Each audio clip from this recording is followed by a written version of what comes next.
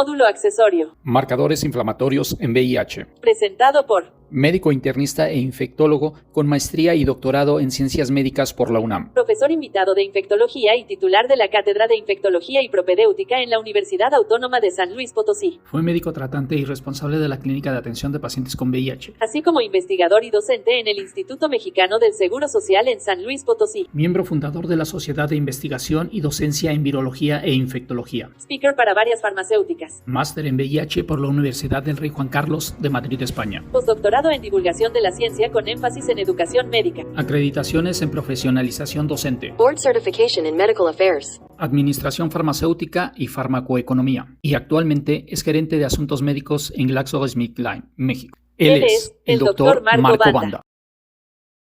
¿Qué tal? Es un gusto estar con ustedes. El tema que me pretendo conversar con ustedes tiene que ver con los desenlaces inflamatorios y metabólicos en las personas viviendo con VIH que envejecen.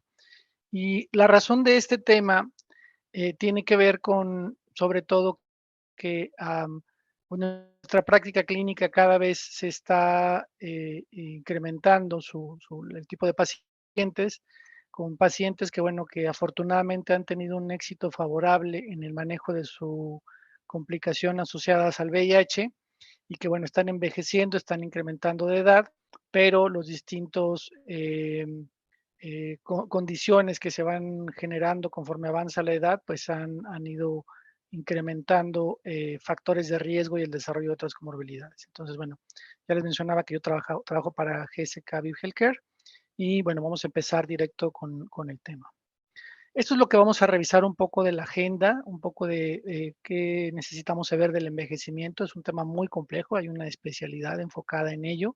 No vamos a tener que poder abarcar todo lo que quisiéramos, pero sí hay puntos que debemos considerar dentro de nuestra evaluación de las personas que vivimos con VIH. De hecho, la mayor parte de mi consulta privada, pues son pacientes que atendía yo en la institución pública cuando trabajaba para el gobierno. Y bueno, ahora ya afortunadamente, bueno, ya han envejecido, pero presentan otros retos más allá del manejo del VIH, ¿no? Veremos un poco cómo impacta el tratamiento antirretroviral y las comedicaciones. 3 puntos principales: los desenlaces inflamatorios asociados a las nuevas terapias, los desenlaces metabólicos asociados a las nuevas terapias.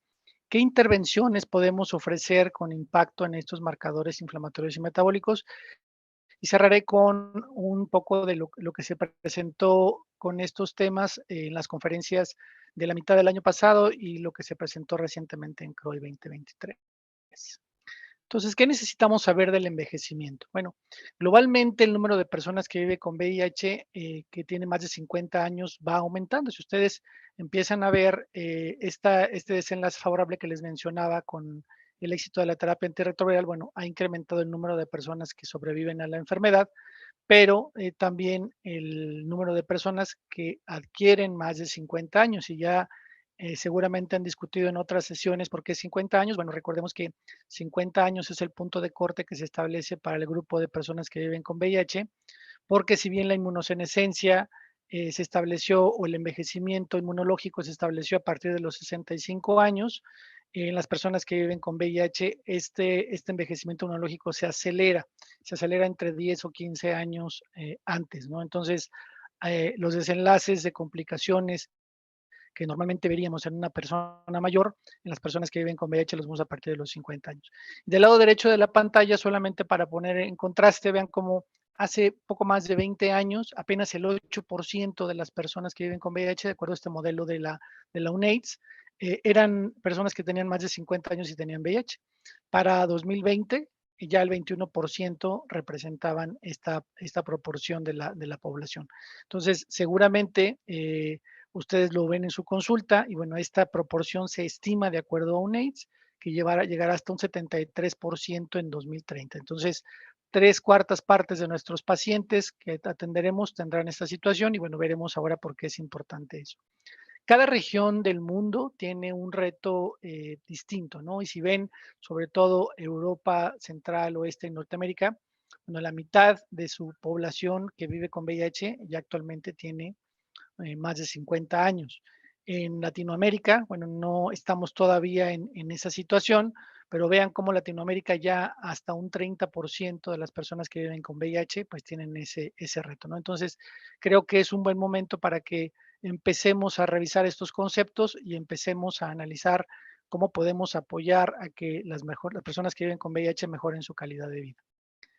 Tenemos identificados 3 grupos distintos de adultos mayores de personas que viven con VIH. Las personas que han sobrevivido al VIH desde los inicios de la pandemia y que ahora ya han llevado esta gran carga de tratamientos, que incluso algunos tuvieron monoterapias, después terapias muy complejas con múltiples tabletas y con múltiples efectos secundarios, incluso que están ahora con esquemas de rescate, pero que bueno, que respecto al VIH están bien controlados. Tenemos algunos que llamamos de diagnóstico tardío, que se diagnostican en fases de VIH avanzado, incluso en fases de SIDA. Y si bien sabemos que en nuestro país este porcentaje de personas que se diagnostican de manera tardía puede ser hasta un 30-35% que llegan con menos de 200 CD4 a la consulta, tampoco es tan raro en otros países de mejores recursos económicos o de acceso a salud. Pero vean, hasta el 35% en 2018 en Estados Unidos, los pacientes que se diagnosticaban en fase tardía tenían más de 55 años, ¿no? Entonces, esto va más allá de una situación solamente de recursos o disponibilidad de salud. Tienen que ver con muchos retos para mejorar esta cascada de atención. Ustedes lo han visto, ustedes lo saben. Pero bueno, esto es algo que tenemos que tomar en cuenta. Entonces, pacientes que sobrevivieron a las primeras etapas de la pandemia por VIH, pacientes que actualmente se diagnostican con VIH avanzado y que tienen más de 55 años.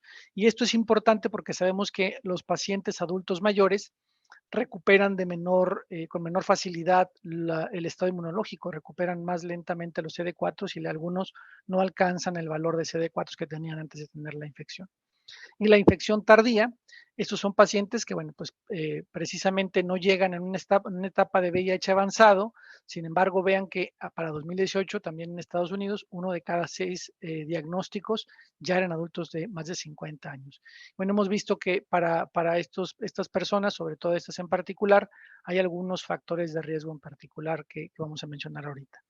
De este lado tenemos sobre todo que muchas personas que tienen ya más de 50 años o personas que se consideran adultos mayores, pues se cree que solamente las infecciones de transmisión sexual y en particular el VIH son un reto solamente de personas jóvenes. Entonces, esto no es común que se busque cuestiones de tamizaje de manera proactiva.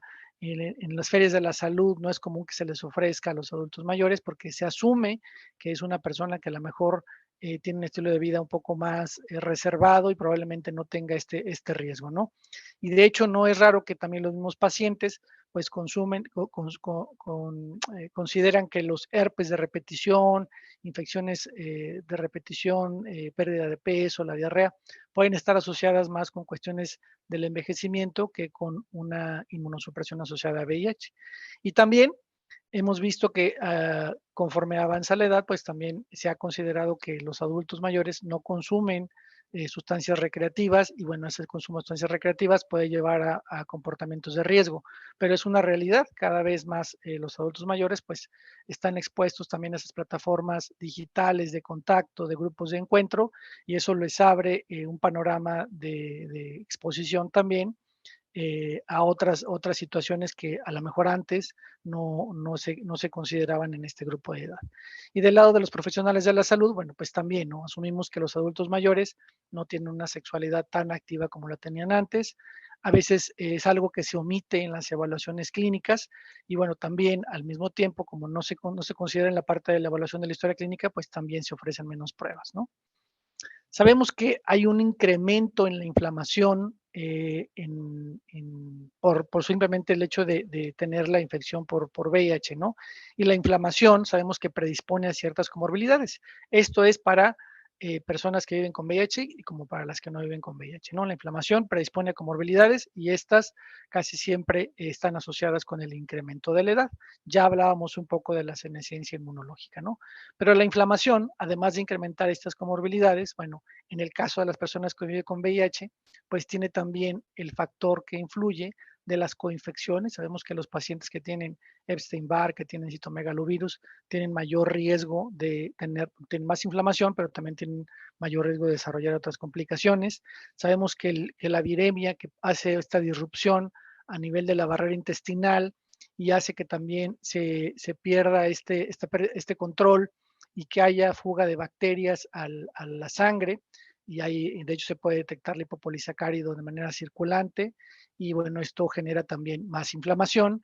Y sabemos que también, aunque el tratamiento antirretroviral controla muy bien al VIH, sabemos que hay sitios donde probablemente no penetre tan bien, y esto pues pueda generar también o contribuir a la inflamación, ¿no?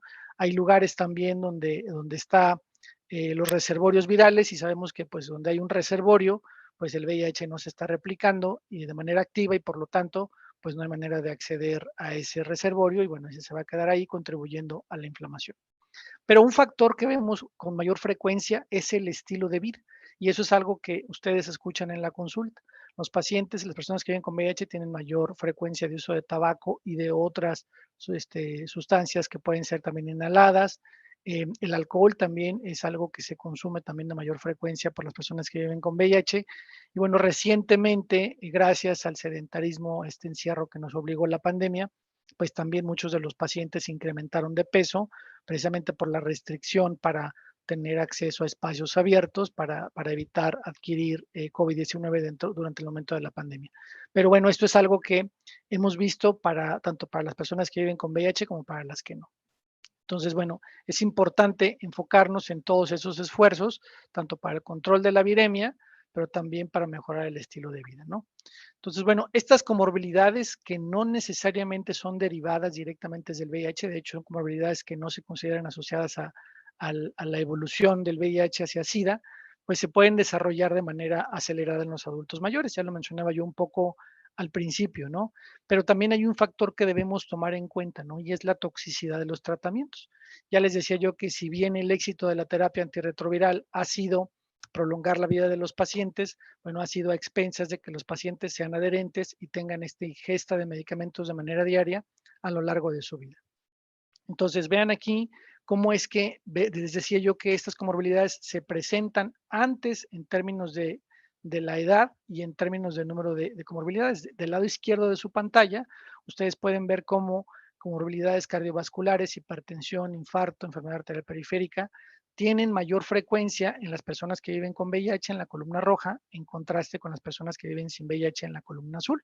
En algunas, de hecho, hay una diferencia estadística bastante representativa, y no solamente las cardiovasculares, algunas metabólicas como la diabetes, enfermedad pulmonar obstructiva crónica, condiciones de nefropatía y otras condiciones asociadas a la edad, ¿no? Y cuando veíamos esta estratificación de acuerdo al número de comorbilidades por la edad, si vemos a las personas que viven con VIH del lado derecho de su pantalla, en contraste con las que viven con VIH, vemos que los que tienen más de 2 o 3 comorbilidades se presentan de manera incrementada a edades más tempranas en las personas que viven con VIH, en contraste con las que viven sin VIH. Entonces, es así que aquí podemos ver de manera más representativa lo que les decía yo al principio, del por qué se establecía más o menos este punto de corte de 50 años de edad. Algunos estudios o algunos autores prefieren establecer 55 años, pero bueno, finalmente es clara la tendencia que a partir de la quinta década de la vida hay más comorbilidades en las personas que viven con VIH. Ahora, no solamente es saber que tienen más comorbilidades, de hecho, las personas que tienen estas condiciones, de hecho aquí volvemos a ver la columna roja, personas que viven con VIH, estas comorbilidades les condicionan mayor pérdida de número de años de vida perdidos asociadas a las comorbilidades. Y de hecho, una gran carga tiene que ver con cáncer, enfermedades cardiovasculares, como pueden ver. Entonces, no es solamente saber que las tienen y que las vamos a atender, sino esto directamente afecta a los años de vida perdidos para las personas, ¿no? Y hay una condición que cada vez hemos empezado a reconocer más en la consulta, y es la fragilidad. Y sabemos que la fragilidad es una condición que, bueno, tiene ciertas características y que básicamente se ha estudiado un poco más en países con recursos elevados. Lo que encuentran es que las personas que viven con VIH tienen mayor fragilidad en contraste con las que no tienen VIH. Entonces, ya decíamos que esto se acelera sobre todo conforme avanza la edad, y algunas de las características de ellas son, bueno, pues la pérdida de peso no intencional. Hemos visto recientemente que los pacientes no solamente no pierden peso, sino que lo han ganado con algunas terapias. Eso es parte de lo que tendremos que comentar un poco más adelante. Los pacientes también refieren más debilidad, se fatigan más rápido. De hecho, uno lo ve cuando se levantan de la silla, es una de las pruebas que se hace para ver, al paciente le cuesta más trabajo, lo hace con más lentitud, se tiene que apoyar para levantarse de una silla, bueno, tienen baja actividad física, ¿no? Esto es algo que es muy notorio, sobre todo cuando tenemos pacientes que hemos visto por tantos años, que estaban acostumbrados a correr maratones, que tenían incluso una disciplina muy estricta para ir al gimnasio, que de repente los vemos que ya caminan con más lentitud y que tienen que apoyarse, y de hecho no es raro que nos lo detectemos de esa manera, y les preguntamos si se lastimaron haciendo deporte, y de hecho mencionan que ya no tienen la misma frecuencia de asistencia a sus centros de actividad física. Ahora, sabemos que no podemos encasillar ni generalizar, y de hecho esto es lo que trata de demostrar esta diapositiva. Del lado izquierdo ustedes ven las características de las mujeres que viven con VIH, y del lado derecho a los hombres que viven con VIH, y las características del envejecimiento y de las comorbilidades que se van a desarrollar son distintas para estos grupos de género, ¿no? Sabemos que tiene que ver solamente para mujeres cis, pero también para las mujeres transgénero. En el caso de las mujeres cis, pues hay cambios por menopausia. En el caso de este grupo de género, pues las complicaciones cardiovasculares, la osteoporosis, las lesiones de lípidos, glucosa y depresión. Y en las mujeres trans, pues también porque requieren la suplementación de reafirmación de género, y esa suplementación pues también tiene algunas condiciones que se tienen que monitorizar desde el punto de vista cardiovascular, porque sabemos que algunos pacientes a veces se automedican y la dosis puede ser a veces muy elevada, precisamente tratando de tener una dosis que les ayude a mantener su reafirmación de género. No siempre los colegas de otras especialidades están disponibles para poder hacer un ajuste completo de esta terapia. A veces inclusive no tenemos al alcance de mano los niveles para poder hacer un ajuste nosotros mismos, etcétera, ¿no? Y ya hemos mencionado que para todas estas condiciones, bueno, las interacciones farmacológicas entre el tratamiento antirretroviral, pues es algo que debemos de considerar.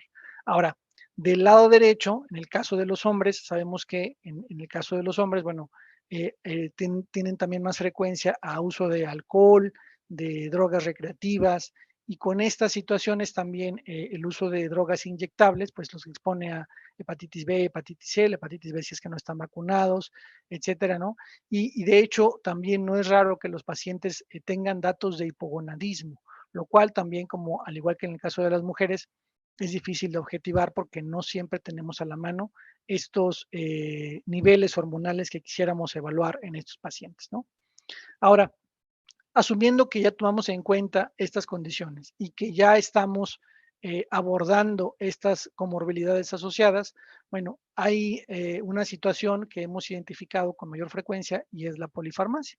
Y sabemos que la definición de polifarmacia tiene que ver de mayor frecuencia con el uso de más de 5 medicamentos para distintas comorbilidades o para la misma comorbilidad en una misma persona. Entonces, hay distintas acepciones de esta definición, pero ese es el número quizá que nos permite identificar cuando un paciente está teniendo polifarmacia, ¿no?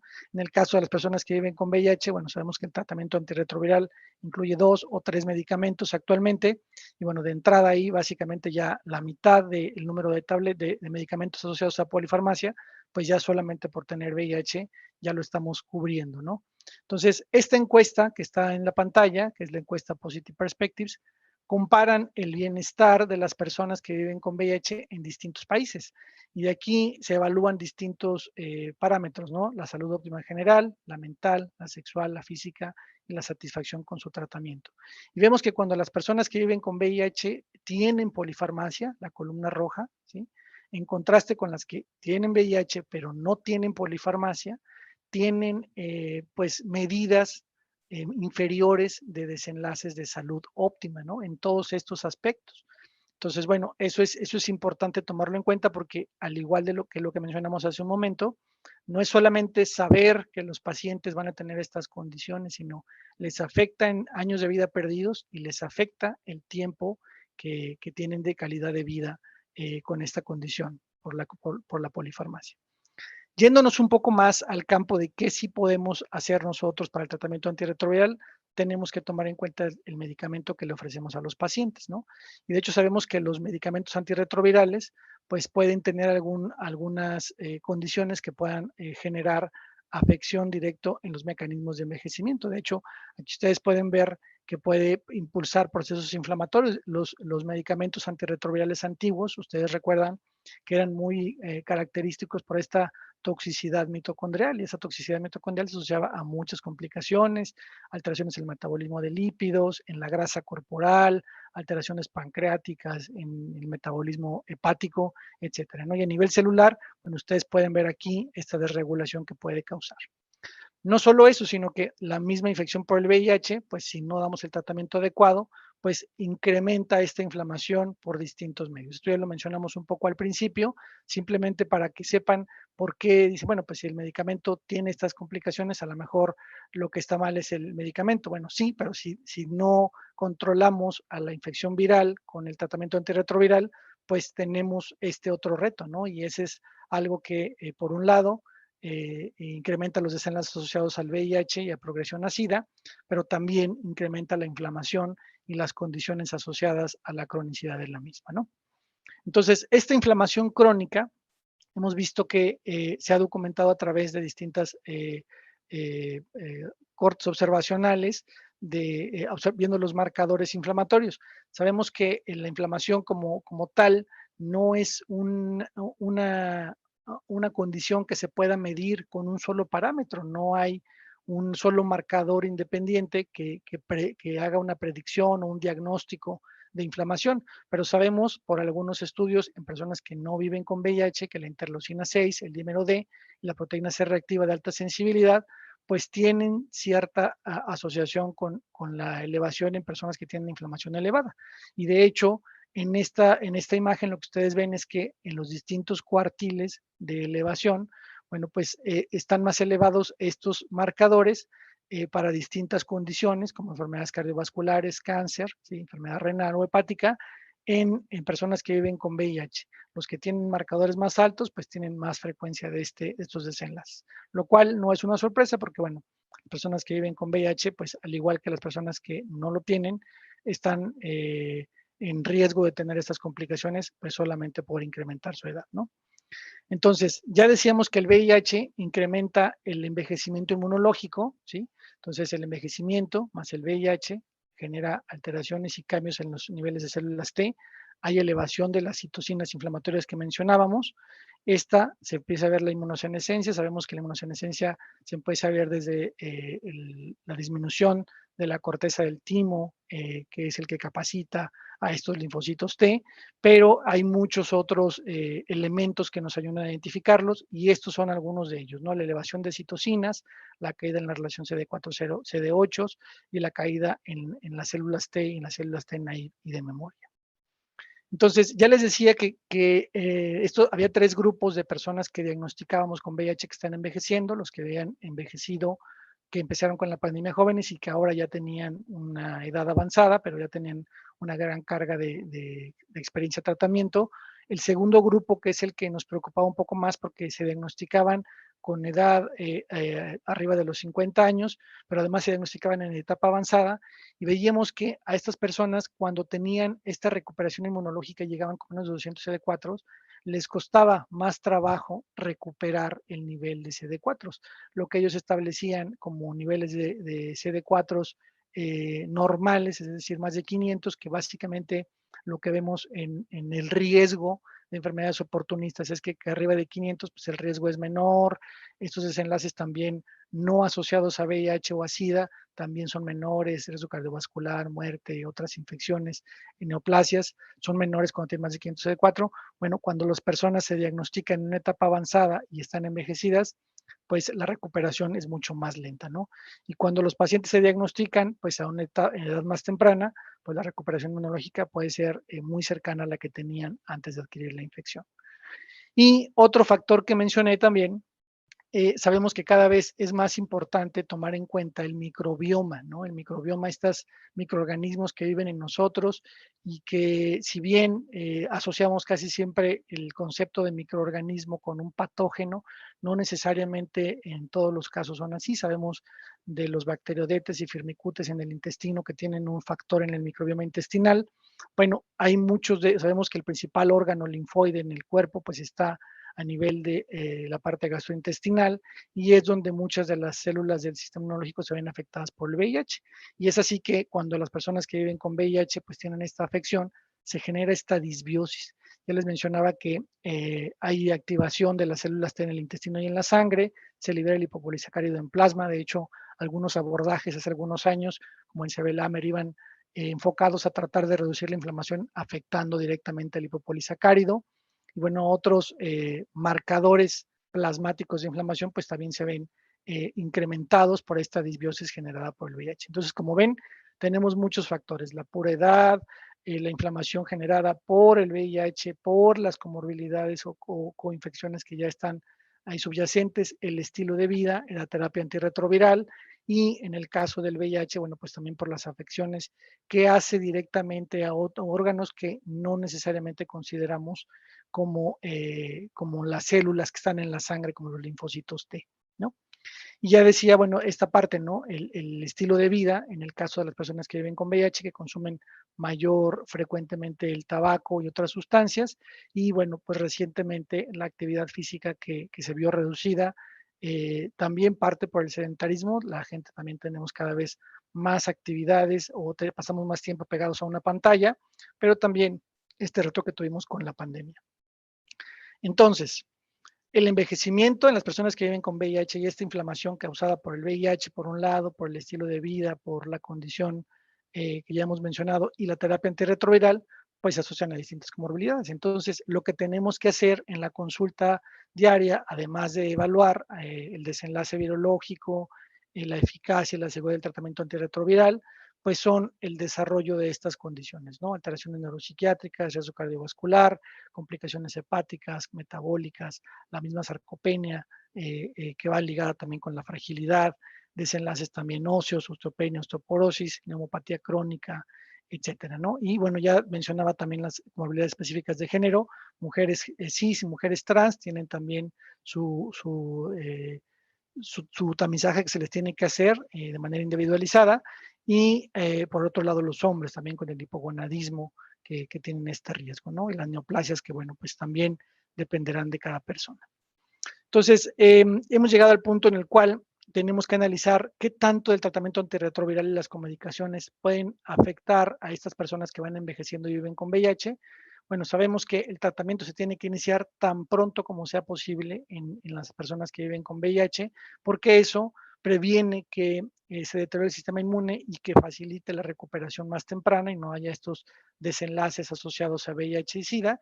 Y bueno, hay otros desenlaces que nos interesan también del tratamiento antirretroviral, como el éxito del tratamiento, porque al paciente estar indetectable en su carga viral, pues llegamos al concepto que sabemos que es U equals U o I es igual a I, indetectable, un paciente indetectable es un paciente intransmisible y eso nos ayuda a que el tratamiento que recibe ese paciente, si por alguna razón tiene alguien exposición a la persona, bueno, pues no pueda transmitir el VIH, ¿no? Y esto pues también es más calidad de vida, reduce el estigma, la persona puede tener, no necesariamente usar una medida de barreras, tiene una pareja estable para protegerse de la transmisión del VIH. Esto es lo que les mencionaba un poco, ¿no? Empezar a ver un poco qué le preocupa a las personas que viven con VIH. Ya hace rato hablábamos de la encuesta Positive Perspectives y esta misma encuesta, bueno, analizó también qué era lo que a las personas les preocupaba del tratamiento antirretroviral. Y de hecho, bueno, una gran cantidad de personas mencionaba que lo que les preocupaba era minimizar el impacto a largo plazo de la terapia antirretroviral, las interacciones farmacológicas, las medicinas. Ven dos columnas acá de este lado, porque la roja, ¿sí? Es, digamos, el estado del momento del inicio. Al momento del inicio al paciente no le importa el impacto de la terapia antirretroviral, lo que le importa es saber que está controlado el VIH, si es que tuvo algún desenlace grave, recuperarse de él y salir del hospital, si es la situación, pero conforme el paciente esté estable, bueno, en la columna azul ven que cuando ya el paciente está estable y que ya no es al momento del diagnóstico, le preocupa más el impacto de la terapia antirretroviral, ¿no? Y muchas de esas desenlaces, bueno, también van cambiando conforme va avanzando. Algunas se mantienen, por ejemplo, la de hasta abajo, el desarrollar síntomas o enfermedad asociada al VIH es igual de importante al momento del diagnóstico que a lo largo del seguimiento, ¿no? Eso no cambia, ¿no? Pero sí, las personas que viven con VIH, que ya tenemos en control, pues sí empiezan a poner más atención en el impacto a largo plazo de la terapia, las interacciones, reducir el número de medicamentos, minimizar los efectos secundarios. Entonces, algo que tenemos que tomar en cuenta. Decíamos hace un rato que había que tomar en cuenta la polifarmacia, ¿no? Y hay algunos antirretrovirales que ya tienen algunas toxicidades bien definidas, ¿no? Algunos análogos nucleósidos con enfermedad ósea, cardiovascular, algunos se han reportado con incremento en la frecuencia de diabetes, enfermedades neuropsiquiátricas, etcétera, ¿no? Y también tenemos que tomar en cuenta que la edad en estos pacientes que van envejeciendo también va cambiando la farmacocinética de los medicamentos, de los antirretrovirales y de las otras terapias. Así como hemos considerado que el paciente que tiene 50 años o más tiene mayor riesgo de desarrollar otras comorbilidades, también tenemos que empezar a considerar que metaboliza de manera distinta los medicamentos. No es nada más la frecuencia o aparición de un diagnóstico de dislipidemia o un diagnóstico de diabetes. El riñón, el hígado, etcétera, también van teniendo cambios que pueden alterar el metabolismo de estos medicamentos, ¿no? Y eso, bueno, pues por supuesto tomarlo en cuenta porque a lo mejor interacciones farmacológicas que no pudieran ser tan importantes en un paciente joven, todas son importantes, pero en un paciente joven que probablemente su mismo sistema le ayude a eliminar o depurar más rápidamente un medicamento y le baje el riesgo de rabdomiolisis o de convulsiones, etcétera. Bueno, pues a lo mejor no hay tanto riesgo, pero en un adulto que ya tiene deterioro del metabolismo, pues puede generar caídas, toxicidad, y eso a su vez complicaciones como fracturas, hospitalización, complicaciones nosocomiales, etcétera, ¿no? En esta imagen ustedes pueden ver algunos de los antirretrovirales, por supuesto no es una lista extensiva ni exclusiva, hay algunos antirretrovirales que bueno, pues por su condición en los estudios fase 4 a lo mejor no se han documentado todas las toxicidades que se pueden eh, eh, generar asociadas al medicamento, pero algunos sí están asociados a los estudios clínicos, de hecho en los ensayos clínicos pivotales, en los estudios de mundo real, y bueno, tenemos algunas situaciones que ya buscamos nosotros comúnmente en la consulta, ¿no? Alteraciones neuropsiquiátricas, diabetes con algunos medicamentos, complicaciones cardiovasculares, enfermedad renal y ósea, y recientemente, bueno, pues hemos empezado a ver que algunas terapias incrementan de peso, ¿no? Cada vez se observa un poco más de evidencia que bien, sí hay un componente de la terapia antirretroviral, también hay un componente en los pacientes que inician la terapia de retorno a la salud, pero también hemos visto que es también la eliminación de algunos antirretrovirales que más bien impedían esta recuperación de peso. Entonces, eso es algo que todavía está por definirse, pero definitivamente en pacientes que tengan esas terapias es algo que tenemos que analizar de manera detenida. Hablábamos de la polifarmacia, ¿no? Y decíamos los antirretrovirales en las terapias que tienen 3 y si están potenciados 4 medicamentos o que tienen 2, bueno, pues ya representan básicamente la mitad del número de medicamentos que se consideran para tener polifarmacia, ¿no? Hay algunos predictores de polifarmacia y de hecho ya se han identificado como el género masculino, vean los ORs, el índice de masa corporal también, claro, casi siempre una persona que tiene aumento de masa corporal, pues tiene complicaciones asociadas a los lípidos, a lo mejor toma algún otro suplemento, tiene enfermedad de hipertensión, algunas otras condiciones asociadas y bueno, pues eso también genera polifarmacia. La mayor duración del VIH también, pues obviamente, pues también un paciente que tiene VIH de larga duración incrementa también el envejecimiento y con eso el desarrollo de otras condiciones. Y mayor edad, obviamente, esto ya lo habíamos considerado, ¿no? Y bueno, pues obviamente es algo que tenemos que tomar en cuenta cuando tengamos estos pacientes en nuestra consulta, identificar si tiene polifarmacia. Ya decíamos que la polifarmacia no es solamente saber que la tiene, sino la polifarmacia disminuye el estado de salud general en todas las esferas que les mencionaba, pero también se asociaba a peores desenlaces en salud, ¿no? Ahora, esto no solamente es importante de saber por el reto que representa desde el punto de vista clínico, Sabemos que somos un país que tiene restricción de recursos y bueno, en las instituciones de salud que tenemos, bueno, también tenemos la obligación de cuidar esa parte de nosotros, ¿no? Y bueno, vemos como en esta corte norteamericana, ¿sí? de los seguros estadounidenses, se ve que todos los costos derivados al de uso de medicamentos de personas que viven con VIH, pues se van incrementando de acuerdo al número de afecciones crónicas que tienen. Los costos de pacientes hospitalizados, los ambulatorios, incluso los genéricos y obviamente el costo de los medicamentos de marca, ¿no? Esas son dos cortes, la corte italiana y la corte norteamericana. Y aquí es donde se ve que conforme va incrementando el tiempo, cada vez se ven más personas que viven con VIH con múltiples comorbilidades. Y ven que este incremento de 2015 a 2035 va a ser del 11% al 22.8% para los italianos y del 39.6% a más del 50% para los norteamericanos. Acá abajo vemos sobre todo las condiciones que van a tener mayor frecuencia y los costos de tratamiento. Entonces, hay que tomar en cuenta eso también porque por nosotros tenemos la obligación de detectarlos de manera temprana, ¿no? Ya mencionaba también hace un momento que la encuesta Positive Perspectives analizaba los desenlaces en salud. No es solamente saber que el paciente toma más medicamentos, pero que la polifarmacia también le lleva a percibir peores desenlaces en salud. Salud general óptima, salud mental, sexual o física, ¿no? Entonces, personas que tienen VIH tienen peores desenlaces en contraste con las personas que tienen con VIH, pero no tienen polifarmacia. Entonces, obviamente, una de las consideraciones que debemos tener es buscar utilizar la menor cantidad de medicamentos que una persona requiera, solamente los indispensables para controlar su condición de salud, ¿no? Entonces aquí mencionábamos, vemos que esta corte de Madrid, está una corte española, pero también esta corte JEPO, ¿sí? que tienen distintos desenlaces, ven que, bueno, tienen desenlaces para las personas que utilizan medicamentos concomitantes que pueden interactuar con los medicamentos antirretrovirales. En las siguientes diapositivas les voy a mostrar algunas de las terapias que tenemos que tomar en cuenta. A veces el paciente acude a otras consultas que no tienen que ver con la atención del VIH, pues porque el paciente sabe o identifica que no tiene que ver con nosotros y o probablemente él busca la atención por otro lugar, a lo mejor de manera privada o tiene algún otro tipo de necesidad y ese médico o ese proveedor de salud le ofrece una terapia que no necesariamente se pueda llevar o combinar con la terapia antirretroviral, ¿no? Entonces, el tratamiento antirretroviral puede tener un impacto negativo en las personas que viven con VIH, que tienen más comorbilidades y que tienen polifarmacia, ¿no? Estos son los desenlaces, sobre todo, que pueden llevar a tener el tratamiento antirretroviral con los medicamentos concomitantes si no se evalúan en cada consulta. Entonces, puede ser que el paciente, cuando los combine con sus otras comedicaciones, pues tenga algún evento adverso o alguna percepción incómoda. A veces el puro reflujo los hace que tengan menos adherencia, ya sea de la terapia antirretroviral o de la otra terapia. Y bueno, pues eso igual tendrá un desenlace en salud, no solamente pensando en la parte virológica, sino también en la otra comorbilidad, ¿no?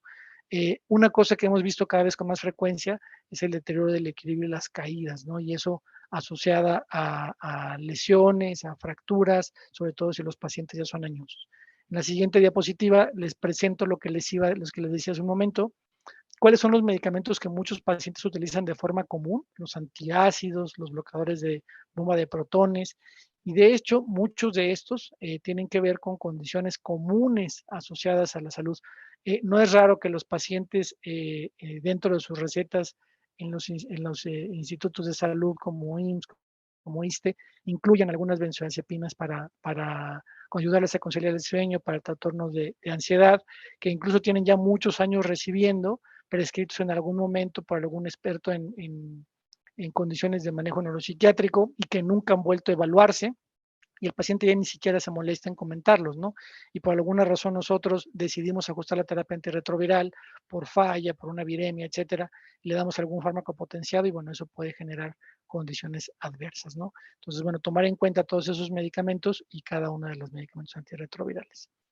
¿Qué pasa en la inflamación con las nuevas terapias? Bueno, para obtener estas perspectivas tenemos que saber que la terapia antirretroviral cumple con ciertos parámetros, ¿no? Una es la caída de la carga viral, que tenga una eficacia potente y durable, que no haya una viremia residual, que pueda tener el control de los reservorios, es decir, que estos reservorios no salgan de control si la terapia antirretroviral tiene algunas características particulares desde el punto de vista farmacológico, que los santuarios y los compartimentos pues también puedan ser influidos, o por lo menos que no se pierda el control en esos sitios con la terapia antirretroviral. Y bueno, pues idealmente que la inflamación no se vea exacerbada con la terapia antirretroviral. Bueno, aquí tenemos un estudio, el estudio Gemini 1 y 2, que analizó la combinación de dolutegravir lamivudina con una combinación de 3 fármacos, de dolutegravir más tenofovir emtricitabina, en pacientes naive, y lo que vemos es que la caída de la carga viral es igual de rápida y similar, ya sea que el paciente reciba 2 o reciba 3 fármacos. Y en los pacientes que tienen más de 100,000 copias, esta caída de hecho es similar, ¿no? Entonces, bueno, es interesante ver que con las terapias actuales que tenemos, estos desenlaces se conservan, ¿no? Entonces, no hay evidencia de que la supresión viral sea subóptima en esquemas que tienen 2 versus los que reciben 3 fármacos. Esta es una tabla que muestra los distintos estudios con estrategias de 2 medicamentos. Aquí mencionaba el estudio, yo hace un momento, el estudio Gemini 1 y 2 en pacientes naive, y tenemos aquí los estudios Tango, Salsa y los estudios SWORD 1 y 2, que son con 2 fármacos, dolutegravir y pibrina, y el resto son con dolutegravir lamivudina en el escenario de naive y en el escenario de switch, y todos y cada uno de estos puntos que mencionábamos se conservan en estas estrategias de dos fármacos, ¿no? Otro punto que era importante mencionar son estos desenlaces a nivel de los que consideramos compartimentos o sitios santuario, ¿no? Y algunos de ellos, pues, son la mucosa rectal, la mucosa genital, y algunos de esos estudios han evaluado las estrategias de 2 fármacos y se ha visto que realmente no hay una diferencia, al igual que la penetración a nivel de líquido cefalorraquídeo, ¿no? Entonces, es una consideración que se tenía cuando se estaban haciendo los estudios, que si una estrategia de 2 fármacos podía generar estos riesgos a nivel del reservorio, a nivel de sitios donde pudiera incrementarse la transmisibilidad del virus, o lugares donde algunos medicamentos no penetran. Bueno, en la combinación de 2 fármacos, dolutegravir y lamivudina, cumple con estos parámetros para un medicamento que tenga estos desenlaces virológicos, ¿no? Y bueno, esto es importante tomarlo en cuenta para los medicamentos. Estos son factores farmacológicos que tienen que ver para que los antirretrovirales penetren estos sitios santuario, y son elementos que incluye la combinación dolutegravir-lamivudina, ¿no? Hay algunos otros factores que deben ser considerados cuando se evalúa la inflamación, ¿no? Y sabemos que a veces cuando un estudio muestra que una terapia antirretroviral puede estar asociada con una elevación de un parámetro, pues claro, es algo que llama la atención y tiene que explorarse, pero no necesariamente la inflamación se mide con un solo parámetro. Es un desenlace que, como ya vimos, es multifactorial, está asociado a la edad, a las comorbilidades e incluso a la misma terapia antirretroviral y condiciones del estilo de vida, ¿no? Estos son los estudios Tango y Salsa que pueden ver, y para ver los niveles de marcadores inflamatorios. Estos son estudios de switch, y aquí en un seguimiento a 144 semanas, la combinación de dolutegravir lamivudina en contraste con una de 3 fármacos que uno de ellos era TAF, vemos que estos marcadores inflamatorios que mencionamos al principio, proteína C reactiva, el dímero D, la interleucina 6, ¿sí? Al igual que otros marcadores inflamatorios, se conservan en los mismos niveles, ya sea que un paciente reciba 2 o que reciba 3 medicamentos. Y lo mismo lo vemos en el estudio Salsa. No hay un patrón consistente en cambios de biomarcadores. En un estudio de switch, este es un estudio que comparó dolutegravir lamivudina con una estrategia de 3 o 4 fármacos. Acá simplemente no se incluía el TAF, TDF o algún otro análogo nucleósido como parte del backbone. Vemos que estos desenlaces, el proteína C reactiva, la interleucina 6, pues no hay ningún cambio, ya sea que el paciente reciba 2 o 3 o más fármacos, ¿no? Entonces, analizábamos hace un momento esta tabla, veíamos cuáles eran los parámetros que debíamos considerar para saber si un tratamiento antirretroviral podía o no afectar la inflamación, y estos esquemas de 2 fármacos, pues esencialmente cumplen con los desenlaces, al igual que lo hace un esquema de 3 medicamentos, ¿no? Entonces, pensando en esta terapia para las personas que tienen VIH, específicamente, que no incrementaba la inflamación, ¿sí? es importante analizar estos subgrupos de edad, ¿no? Y este estudio, por ejemplo, aquí el estudio Gemini, analizó a los pacientes que tienen menos de 50 años, la población, digamos, joven, ¿sí? Contra los que tenían de 50 a 65 años, e incluso a los que tenían más de 65 años. Y vemos que la eficacia virológica se conserva a lo largo de los distintos estratos de edad. Cuando vemos el análisis para los estudios de switch, el estudio Tango, en los pacientes que estaban suprimidos virológicamente, y analizan también a 144 semanas el continuar con el régimen que tenía TAF de 3 o 4 medicamentos o hacer un cambio a dolutegravir lamivudina, vemos que también para los distintos rangos de edad, menos de 35, 35 a 50 y más de 50, la eficacia virológica se sostiene al igual en un régimen que 2 contra uno de 3, ¿no? Para el estudio SALSA, de igual forma, se analizaron los mismos estratos de edad, simplemente contrastando acá que acá no se incluía el backbone que tuviera TAF, eran 3 o 4 medicamentos que vinieran de non-oligonucleósido, inhibidor de integrasa o IP, más un backbone. La mayor parte de ellos tenían TDF, FTC como parte del backbone, y hacer el cambio a un esquema de 2 fármacos con dolutegravir y lamivudina, bueno, la eficacia es la misma a través de los distintos estratos de edad, ¿no? Esto es algo importante de mencionar. Al principio de la sesión comentaba yo que era importante analizar la satisfacción del paciente con su tratamiento antirretroviral. Y en este estudio, el cambio de un esquema que mantenía al paciente suprimido con 3 o 4 medicamentos, bueno, mencionó que las encuestas de satisfacción del tratamiento, ¿sí? O en comparación de los distintos parámetros de edad, los pacientes de más de 50 años con los de menos de 50 años, los que tenían y que recibieron el cambio a dolutegravir y lamivudina tuvieron mejores desenlaces de satisfacción del tratamiento. Cuando se hace el contraste de satisfacción del tratamiento para estos pacientes entre más de 50 años y menos de 50 años, vemos que el paciente está más satisfecho cuando hace el cambio del tratamiento a un esquema que tiene menos fármacos cuando se hacen las encuestas de manera estandarizada, de manera basal, a las 4 semanas, 24 y 48 semanas. No solo eso, sino que también se les preguntaba a los pacientes y se les hizo las encuestas en el mismo punto de corte para ver si disminuían los síntomas de malestar. Y se hizo la medición de manera basal a las 4 y a las 24 semanas. Y vimos que cuando empezaban los pacientes, tanto de más de 50 como de menos de 50 años, tienen los mismos puntajes, pero conforme fueron avanzando a lo largo del estudio, estas encuestas fueron cambiando y se disminuyeron los síntomas de malestar cuando los pacientes reducían el número de medicamentos y cambiaban un esquema de 2 fármacos, dolutegravir y lamivudina, en contraste a permanecer con un esquema de 3 o más fármacos. Entonces, esto es directamente ya información, reportes del paciente en términos de desenlaces de salud, ¿no?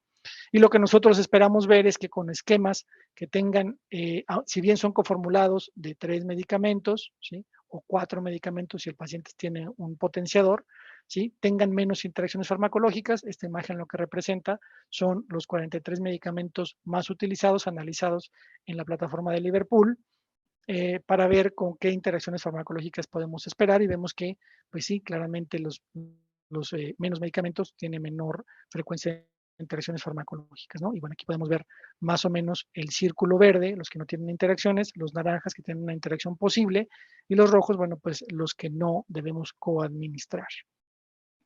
Finalmente, hablamos un poco de los desenlaces metabólicos de la terapia antirretroviral, ¿no? Y sabemos que el desenlace metabólico, o lo que llamamos salud cardiometabólica, es un conglomerado de factores que van a generar una interacción entre ellos para dar un desenlace individual y que nosotros analizamos en cada consulta. ¿Cómo lo analizamos? Bueno, pues depende de las características del paciente, ¿no? Si llegó naive, si estaba suprimido, si estaba sintomático o llegó en fase de SIDA, si es una mujer embarazada, el tipo de tratamiento antirretroviral, condiciones y comorbilidades, y obviamente algunos factores de los cuales no tenemos tanta información, como obviamente la genética, el microbioma, los polimorfismos genéticos, de eso no sabemos qué tanto influyen en el paciente, ¿no? Entonces, la salud cardiometabólica engloba todos estos factores, ¿no? Y todos pueden desarrollar el síndrome metabólico y sus complicaciones que pueden ser también elementos del mismo, ¿no? Enfermedad cardiovascular o la hipertensión, que es parte del síndrome metabólico, la diabetes mellitus, la disfunción renal, que pueden ser complicaciones de estas dos también.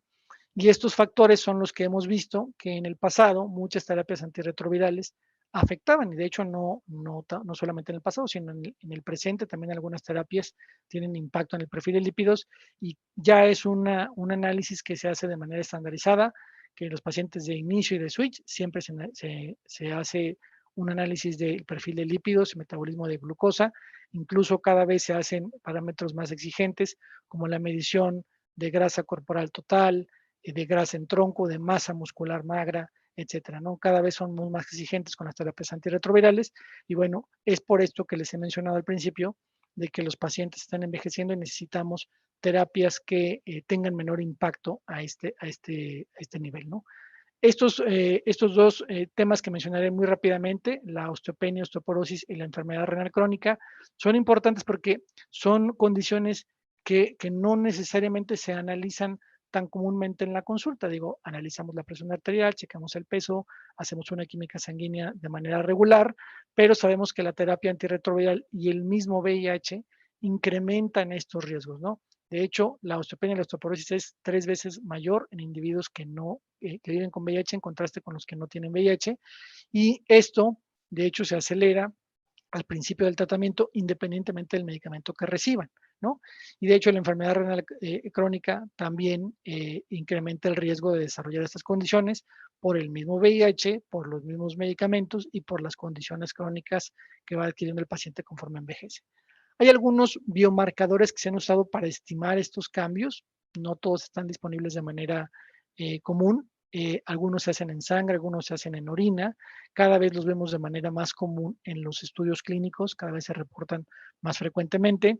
Solamente los presento aquí para que su conocimiento, para que los puedan interpretar cuando revisen los estudios clínicos, pero esencialmente, bueno, un marcador muy útil es la cistatina C, porque sabemos que esta pues no se ve afectada por el consumo de suplementación de creatina, la masa muscular, el ejercicio, etcétera.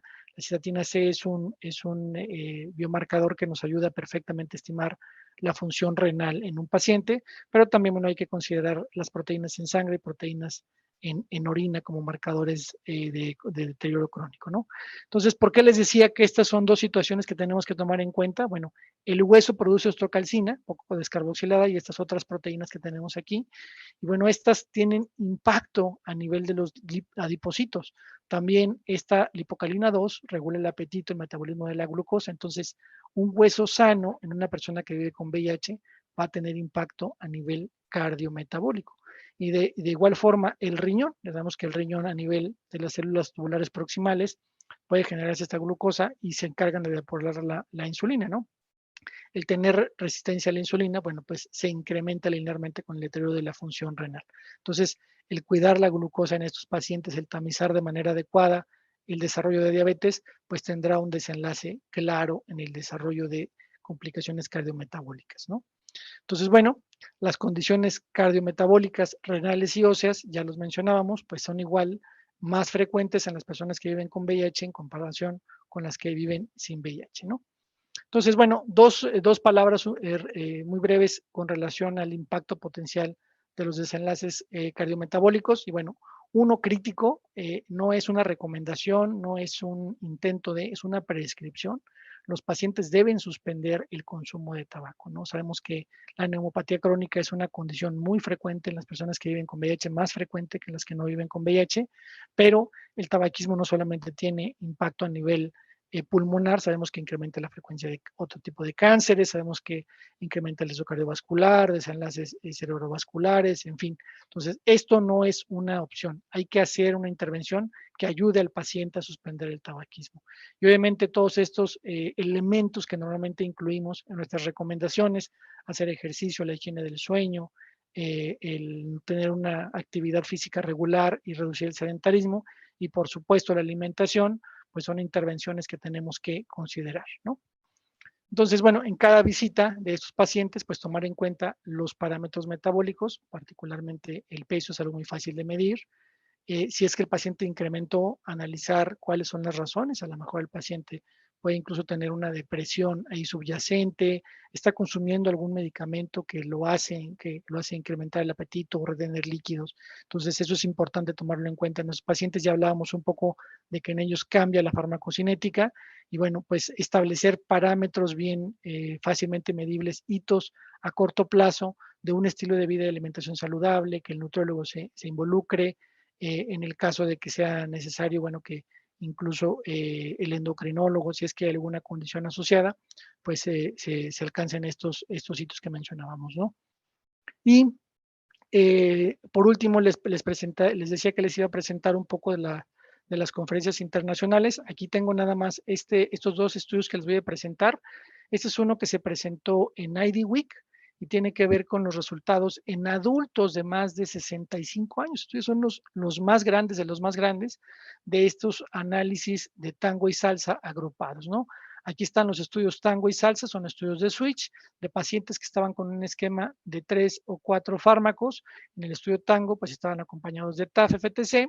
En el estudio salsa, pues tenían otros backbones, pero igual venían de un tercer medicamento que era inhibidor de proteasa, inhibidor de integrasa, un análogo nucleósido, y se continuaban con ese medicamento o cambiaban a dolulamivudina, ¿no? Se hizo el análisis agrupado a 48 semanas para esta población, específicamente para los más de 65 años, bueno, se presentan estos datos, ¿no? Y lo que vemos aquí son las características globales. Es una diapositiva muy cargada solamente para que vean los distintos estratos. El global, menos de 50, 50, 65 años y más de 65 años. Vemos que si bien las N son pequeñas, pues es algo que no veíamos antes en los estudios clínicos, ¿no? Y vale la pena que lo analicemos para esta población en particular, ¿no? Entonces vean cómo es los medicamentos para los pacientes que viven con VIH y tienen más de 65 años. Vean la proporción de pacientes que reportaron más de un medicamento que no tenía que ver con el tratamiento antirretroviral, y conforme vemos que incrementa la edad, bueno, pues esto en ensayos clínicos, igual que se veía en los otros estudios de corte, se sostiene, y no es raro que los que tienen más de 65 años consuman más medicamentos. Entonces, el control de polifarmacia, las estrategias de desprescripción en estas edades es crítico, más de 50 años y más de 65 años. Aquí están las comorbilidades. Vean, les voy a pedir que se enfoquen sobre todo en los que tienen más de 65 años, son este cuadrito azul que pueden ver para los pacientes que hicieron el cambio a dolulamivudina, y más de 65 años para los que continuaron el tratamiento es este cuadrito un poco más rosa. Vean, complicaciones, comorbilidades cardíacas, ¿sí? Tanto en el grupo de dolulamivudina como en el continuo tratamiento, gastrointestinal, muy parecido, alteraciones de metabolismo y nutrición, muy parecido, alteraciones del sistema nervioso, trastornos neuropsiquiátricos y renal y urinario. Los que más complicaciones tienen son los pacientes añosos. Entonces, quizá con ellos son los que tenemos que empezar a analizar estas estrategias de manejo de polifarmacia y de desprescripción.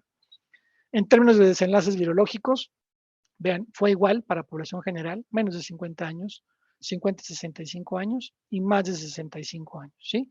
Es una N muy pequeña como para hacer alguna comparación, ¿sí? Simplemente vean, los desenlaces virológicos son igual, ya sé que continúan con su tratamiento, pero conservan perfectamente bien la supresión virológica si es un cambio, un esquema de 2 fármacos, ¿no?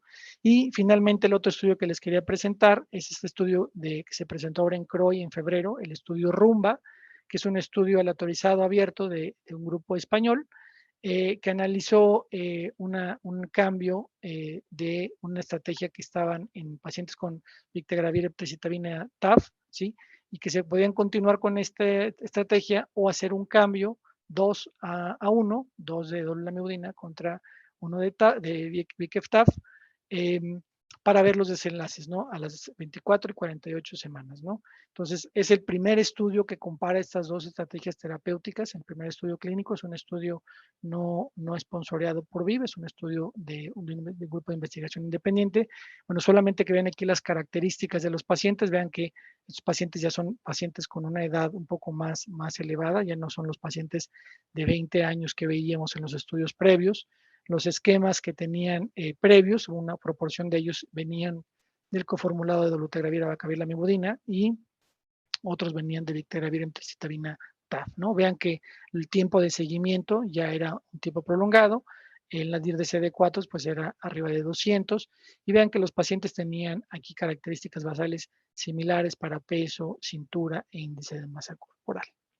Ahora, ¿por qué es importante este estudio? Bueno, cuando vemos el análisis en los desenlaces virológicos, no hubo ninguna diferencia. El continuar con su esquema que tiene de 3 medicamentos o hacer un cambio de 2 medicamentos, no hay ninguna diferencia en términos de eficacia y seguridad. Pero sí empezaron a verse cambios en algunos parámetros metabólicos. Claro, ya les mencionaba yo que al igual que para la inflamación, para los desenlaces metabólicos, ningún parámetro aislado puede predecir un desenlace clínico a largo plazo, por lo menos con la evidencia que tenemos actualmente. Pero vemos que sí hay diferencias en la reducción de ALT y sabemos que estas enzimas hepáticas se pueden ver elevadas también en pacientes que tienen alteraciones del metabolismo de las grasas a nivel hepático, ¿no? El hígado graso, en la cetohepatitis no alcohólica, etcétera, ¿no? Los cambios en la LDH, la masa corporal magra por gramos es mayor en el grupo que tenía 2 medicamentos en contraste con el que tenía 3. La grasa corporal de tronco es también menor en el grupo que tenía 2 fármacos en contraste con el que tenía 3. Entonces, y el porcentaje de grasa total era menor en el grupo que tenía 2 medicamentos en contraste con el grupo que tenía 3. Ese estudio solamente se presentó a 48 semanas, pero bueno, es solamente una muestra, bueno, para que vean que cada vez son más importantes estos desenlaces en las personas que viven con VIH y que van envejeciendo, y es lo que hemos visto en los estudios clínicos, ¿no?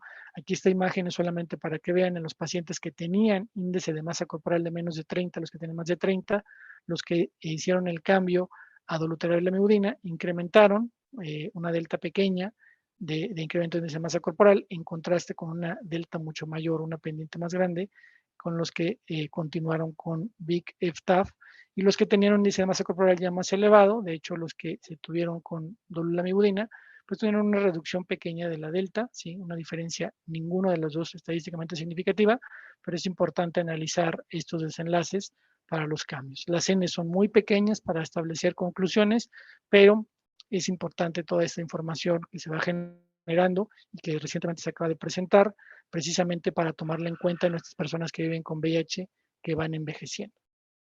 Esa es toda la información que tengo yo para presentar a ustedes relacionada con desenlaces inflamatorios y metabólicos en personas que viven con VIH que van envejeciendo. Bueno, les recuerdo que si en la implementación de las terapias que tienen que ver con GSK-VIP detectan algún evento adverso, pues es importante que lo reporten a través de estas vías que ustedes pueden ver o comunicarse con alguno de los colaboradores de la empresa y ellos pueden ayudarles a hacer el reporte de farmacovigilancia correspondiente. Eso es todo y espero que sea de útil esta información y nos vemos hasta la próxima.